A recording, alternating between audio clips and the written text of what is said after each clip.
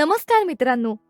रस्त्यावर बसने किंवा कारने प्रवास करत असताना तुम्ही पाहिलं असेल की अनेक रस्ते एकमेकांना जोडलेले असतात आणि आपल्याला जिथे जायचंय त्यानुसार आपण रस्ते बदलतो.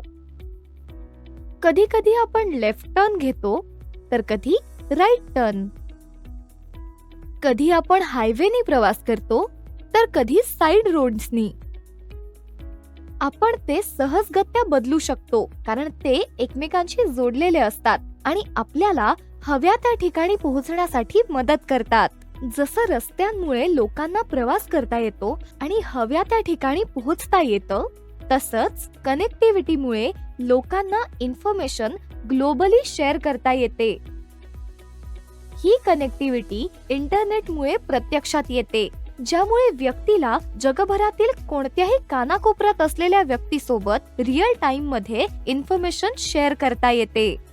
जसं जगाच्या दुसऱ्या भागात असलेल्या तुमच्या मित्राला तातडीनं मेसेज किंवा फोटो पाठवता येतो. जर आपल्याला एखादी गोष्ट माहित नसेल तर आपण काय करतो? आपण आपला फोन काढतो आणि गुगल करतो. गुगल आपल्याला त्या टॉपिकशी संबंधित भरपूर माहिती प्रोव्हाइड करतं.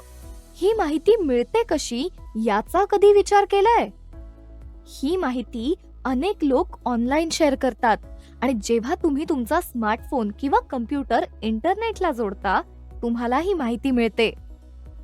त्यामुळे जगभरातील लोकांमध्ये असलेल्या कनेक्टिव्हिटीमुळे तुम्ही कोणतीही माहिती ऍक्सेस करू शकता. उदाहरणार्थ, फेसबुक आणि व्हॉट्सअप सारखे सोशल मीडिया प्लॅटफॉर्म्स ही कम्युनिकेशन टूल्स आहेत ज्यामुळे वर्ल्ड वाईड इन्फॉर्मेशन शेअरिंग करता येते. युजर्स तत्काळ टेक्स्ट, इमेजेस, व्हिडिओज आणि इतर कंटेंट ग्लोबल ऑडियन्स बरोबर शेअर करू शकतात. यामुळे जागतिक स्तरावर लोक कसे कनेक्ट होतात आणि इन्फॉर्मेशन शेअर करतात यात लक्षणीय बदल घडला आहे. आता याच माहितीच्या आधारावर हे स्टेटमेंट बरोबर आहे का चूक हे मला सांगा बरं.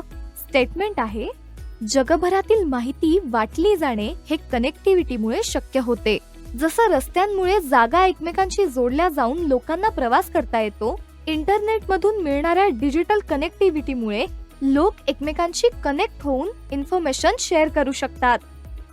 त्यामुळे हे स्टेटमेंट आहे बरोबर. मित्रांनो, तुम्हाला आठवतंय का आपण MSCIT पुस्तकात इंटरनेट बद्दल डिटेल मध्ये शिकलो होतो, पान नंबर 20 ते 24 मध्ये.